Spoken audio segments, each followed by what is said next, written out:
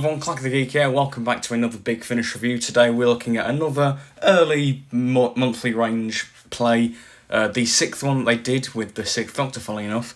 It's called The Marian Conspiracy, which is a pure historical, and it also introduces to a new companion, a Big Finish exclusive companion, in the form of Evelyn Smythe, played by Maggie Stables. It's also a pure historical story, which I'm aware that Big Finish have done in the years since, but I think this is the first one that they did, pure historical. But yeah, there's no monsters or anything in this one. It is purely the Doctor, the TARDIS, and the main plot is to save Evelyn's own personal history, because it's to do with a nexus point, and her timeline and her own history is vanishing, so they go back to the Tudor time with Queen Mary I to try and fix that, and this is kind of new ground for at least this era of Big Finish, the early era. It's very much, evolving further and covering new ground, and you know what? I really like it, and let's get into it. So I think the main focus of this play is the introduction of a new companion, Evelyn Smythe, played by Maggie Stables, who is a history professor in her mid-50s, and this was very much an attempt at the time to improve the reputation of the Sixth Doctor, because obviously at this point he was a very unpopular Doctor, which I don't agree with. I love him on TV, but he's I think these days we all know that he was great on Big Finish, and this is kind of where it starts with the introduction of a new companion with Maggie Stables as Evelyn, and she's such a different kind of character. The fact that she's a history professor and fascinated with history, that's ideal for a Doctor Who companion. You get so many companions who are kind of just whisked away and don't really want to be on the adventure. I mean, there's companions like, say, Victoria kind of come to mind. I like Victoria, but that's what I mean. I think it's best to have those who are more enthusiastic about travelling and, history, going for history. I mean, she really is like not begging, but just like really, the Doctor's really reluctant to like bring her along. She's like, well, you are bringing me, and he's like, no, I'm not. She's very determined and adamant that she's going to be a part of the TARDIS crew, and that's great. It's just really good. Evelyn also very much speaks her mind. Very much so, and that's great because it shifts the dynamic between the Sixth Doctor, because this Doctor now, with this companion, normally the more brash, abrasive one, Colin is the more reserved one in this story, definitely, and in this dynamic. Obviously, I've never listened to any of their other stories yet, but that just makes it more interesting and fresh dynamic. It shakes it up a bit. But saying that, Evelyn is anything but unlikable. She's very genuine and caring and down to earth, and it's just an all-round great character, and I can't wait to listen to more stories with this character. It's great. But yeah, overall, the story, it's about, as I've said, Evelyn Smythe is the centre point of this nexus point that the Doctor's been tracking, and to try and stabilise it, they go back to the Tudor era to fix all the timeline, and this is during the reign of Queen Mary I, or Bloody Mary, as she's often referred to these days. And it's a pure historical. There aren't any alien monsters or threat. It is like the pure historicals of the old Hartnell days, and I really like it. It's a great historical. The way that they capture the time period with the music and just the sound design and the voice acting from all the guest stars, it can paint very vivid images of this time of the 1550s. I thought it was really well done, in my opinion. I mean, the Tudor period of time, from like Henry VIII to Queen Elizabeth I. Actually, it was before Henry VII. Yeah, just the Tudor period in general.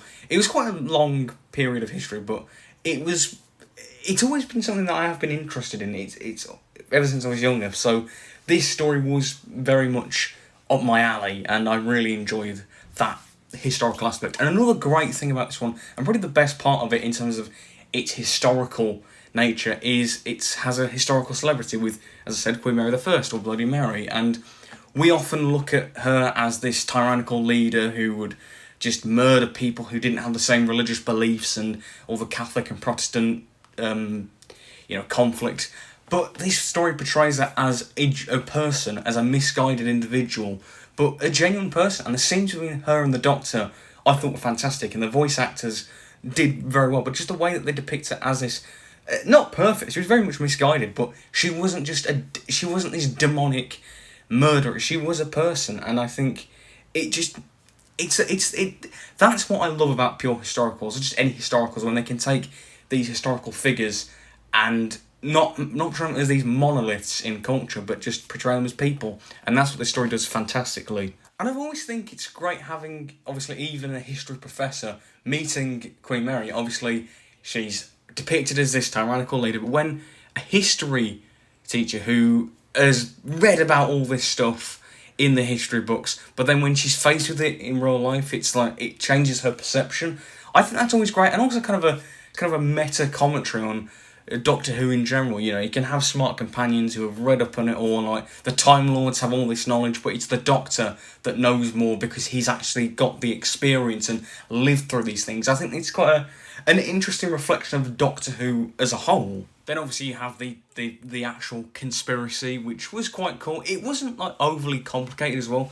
It's not too complicated to follow, but it's really cool seeing which characters were involved and also which characters, you know, kind of, it was revealed who were involved, but a lot of deception with the characters, and it was all quite interesting stuff. And speaking of, the side cast were really, really effective. Lady Sarah, who's Queen Mary's handmaiden, she was very good and very sympathetic. I think a lot of the characters are very sympathetic, because there's the civilians that Evelyn meets, George Crowe and William Leaf, and just these ordinary people that she meets, and they're part of it all. And they are really nice and really sympathetic, and yeah, they're all really great characters. And the Reverend is quite cool. He's I think kind of an antagonist, because he's kind of, I guess he's the one kind of behind a lot of the stuff. And then you've also got the French ambassador chap. I can't pronounce his name. I'm not even going to pretend to.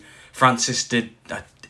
The French ambassador guy, he was quite good as well. And yeah, the characters were just really distinguishable and just really effective and memorable.